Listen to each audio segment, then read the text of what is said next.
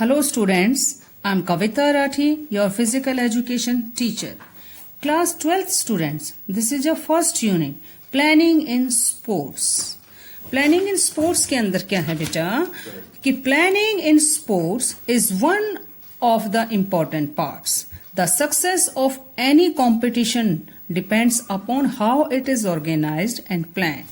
The players and athletes try to show their skills, which they have practiced during the year, and their capability can be assessed during competitions only. For planning a competition, the organization have to plan so many things. तो बेटा जब आप किसी planning जब आप कोई planning करते हैं तो वो चाहे वो स्पोर्ट्स के अंदर हो या आपकी पर्सनल लाइफ के अंदर हो, वो हर क्षेत्र में हर एरिया में आपको सक्सेस बनाती है. फ्यूचर में आपको जो भी काम करने हैं उसके लिए आपको पहले से ही प्लानिंग करनी पड़ती है. प्लानिंग के अंदर क्या है, आप अपने एम को प्राप्त कर सकते हैं कि आपका एम क्या है. प्लानिंग आप फिजिकल एजुकेशन के अंदर कर रहे हैं तो उसके अंदर आप शॉर्ट टर्म प्लानिंग कर रहे हैं या आप लॉन्ग टर्म प्लानिंग कर रहे हैं. शॉर्ट टर्म प्लानिंग के अंदर क्या है कि आप वीकली प्लानिंग कर सकते हैं.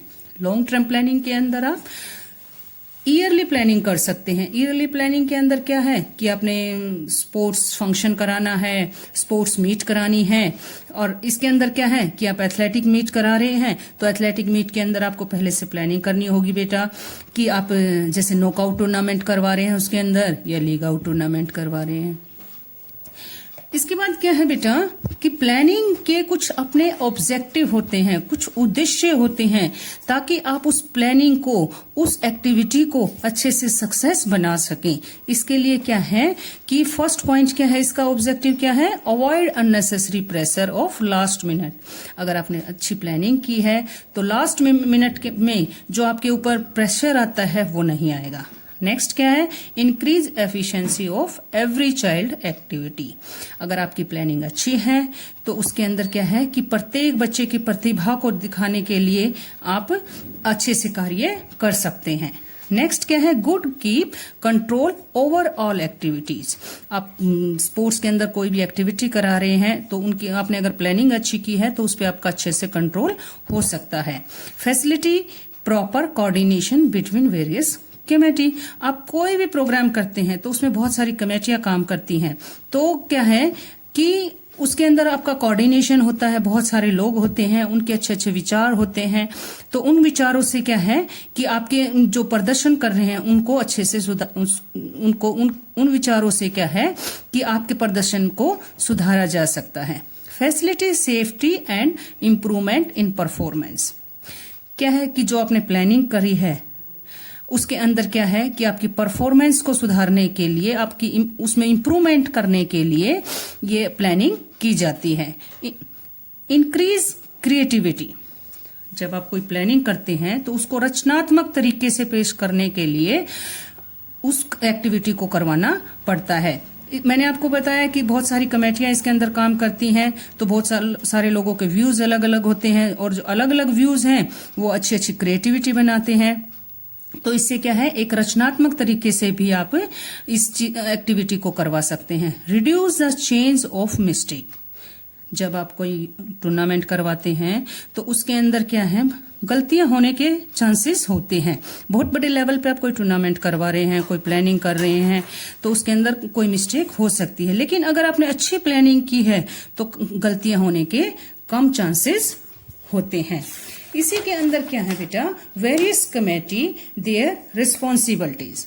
जब आप कोई प्लानिंग करते हैं, कोई टूर्नामेंट करवाते हैं तो उसके अंदर बहुत सारी कमेटियां बनाई जाती हैं, ऑर्गेनाइजिंग कमेटियां बनाई जाती हैं. फर्स्ट ऑफ ऑल क्या है बेटा, टूर्नामेंट डायरेक्टर.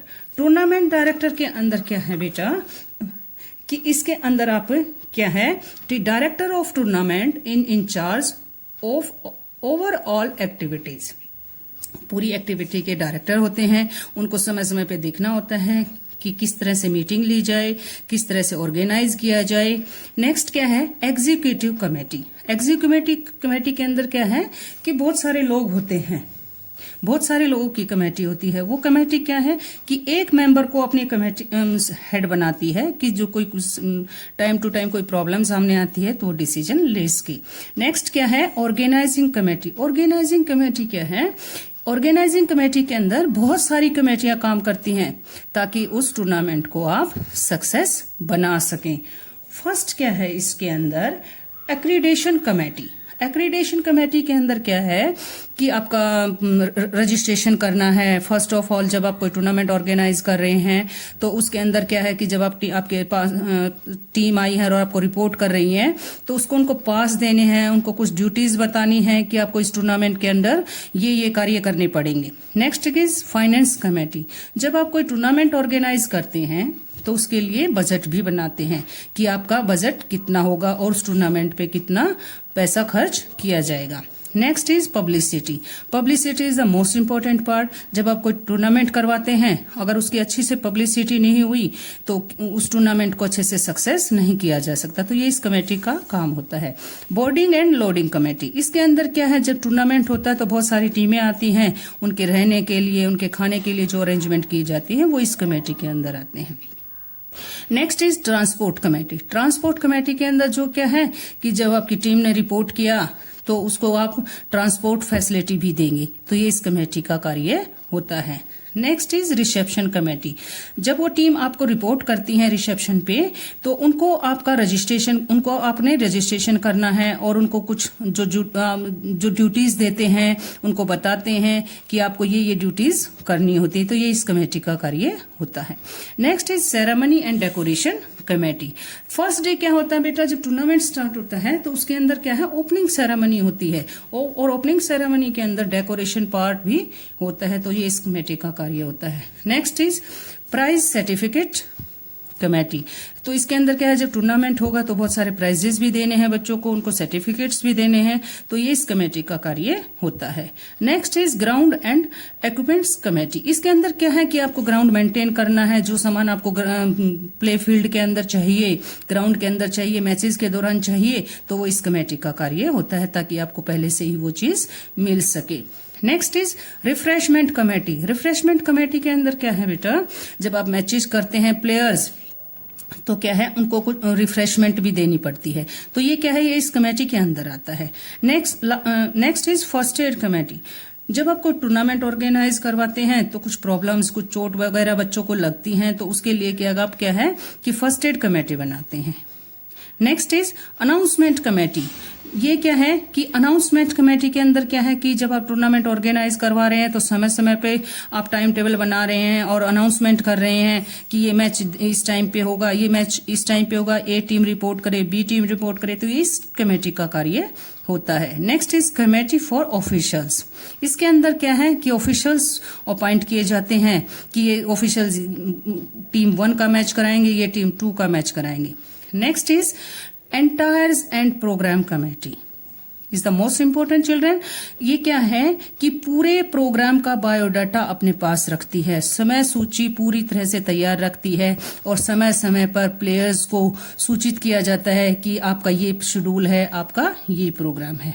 तो बेटा इस टॉपिक के अंदर हमने प्लानिंग के बारे में पढ़ा और उसके अंदर हमारा मीनिंग क्या है, प्लानिंग हमें क्यों करनी चाहिए, प्लानिंग कितनी सक्सेस हो सकती है और उस किसी स्पोर्ट्स के अंदर हम किस तरह से अपनी प्लानिंग कर सकते हैं, किस तरह से टूर्नामेंट करवा सकते हैं और किस तरह से कमेटी बनाएंगे और उनकी क्या क्या ड्यूटीज होंगी।